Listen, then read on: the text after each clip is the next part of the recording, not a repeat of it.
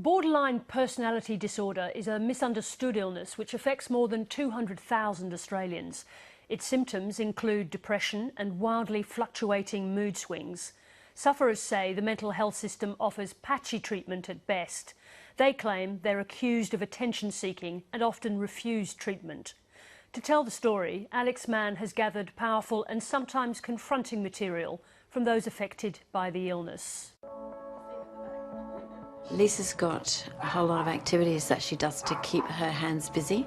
It's part of her way of managing her anxiety. So knitting is one of them. 25-year-old Lisa Marie rarely heads outside alone. It does get hard because I never know from hour to hour how my paranoia or anxiety is going to be. This afternoon she's playing it safe, knitting beanies in her mum Karen's backyard in Adelaide. You're going to need more wool. Yeah. Lisa Marie was diagnosed with borderline personality disorder 5 years ago. The illness has manifested itself in a number of ways, including anxiety, depression, post-traumatic stress disorder and bulimia. Over 12 years I've been in and out of hospitals, psych wards, detox, rehabs, you name it. But the problem has always been that I've been kicked out for self-harm, which of course all psychiatrists will tell you is a part of BPD. We would talk about doctors, or talk about it with doctors, and nobody really had any support for us. So a lot of it was floundering for years. Borderline personality disorder is a misleading label. It doesn't refer to a problem with Lisa Marie's personality, but to her mix of symptoms located on the borderline between psychosis and neurosis. Lisa Marie says the name makes it worse. When I present to the emergency department, I feel like once they see on the records that I've got borderline, that they don't take it seriously because it's not considered a major mental health issue. And what happens next when they don't take you seriously? I get more frustrated, go home and cut again. It's stigmatised, it's not treated as a mental health issue. They're treated as badly behaving people. The search for better care has brought Karen to this Adelaide support group. It was set up for the fatigued carers of people with borderline personality disorder. We've had a tumultuous couple of weeks. She was having visions and hearing things, and she went there to ED asking for help to stop herself from self-harming, because that's what she would normally do. Without anyone? With nobody seeing her. No. We've been hearing quite a bit of this sort of thing around the traps of other people. Virtually every major mental illness can be represented within a borderline personality disorder diagnosis, which is quite unusual. People with borderline can present to hospitals over and over again, often with self-inflicted wounds. The people in the emergency departments become disillusioned, demoralised, frustrated, because it seems that nothing is being achieved here, that the person with BPD is just being difficult, if you like, and that whatever they do, whatever the staff do, doesn't seem to be effective. 2 years ago, Dr Kent completed separate reports for the federal and South Australian governments on how to deal with BPD patients. Since then, both reports have sunk without a trace. Dr Kent's reports highlight major gaps in service delivery and find that patients are often treated poorly or not taken seriously.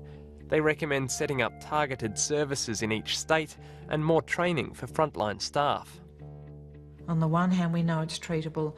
On the other hand, people are crying out for services which are patchy at best and essentially do not exist to an adequate degree, and I am sure that people are harming themselves and dying as a result. Lucy Henry's family know too well the consequences of this lack of treatment. She was a very, very, very tortured woman, as people are with this condition. In some ways, as sad as it sounds, I'd love to have her back, but I know that she's at peace. Lucy's brother and girlfriend watched for years as she visited hospital emergency departments over and over again. In my mind, it's anywhere between 2,000 to 3,000 entries into hospital and self-harm. In 2003, Lucy presented to a Hobart emergency department and threatened to set herself on fire. She wasn't taken seriously and was sent home.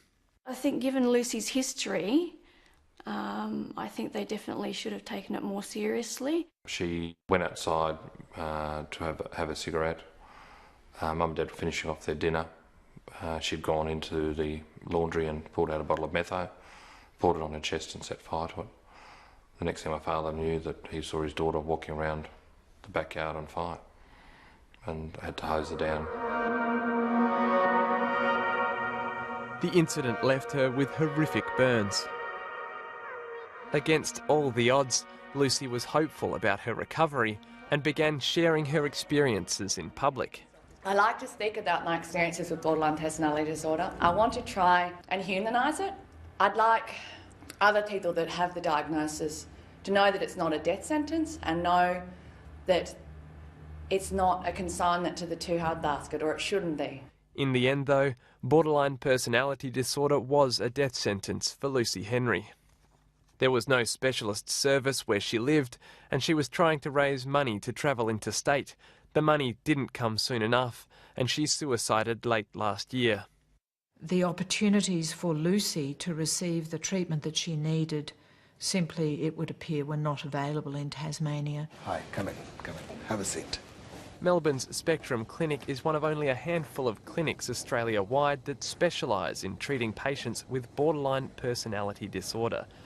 It's the model that Dr. Martha Kent believes should be replicated all over the country. It is no longer true to believe that borderline personality disorder is not a treatable condition. It's actually a myth. However, treatments have to be undertaken by people who are trained to provide these sort of disorders. Okay, and we have very specific psychological treatments which works quite well for these patients. Lucy Henry's family believe if she had the care she needed or access to a centre like Spectrum, she might still be alive. Definitely if there was, I suppose, a different approach with her and the information was available and the frontline staff had it, and they were using different techniques, then definitely Lucy, I reckon, would still be around today.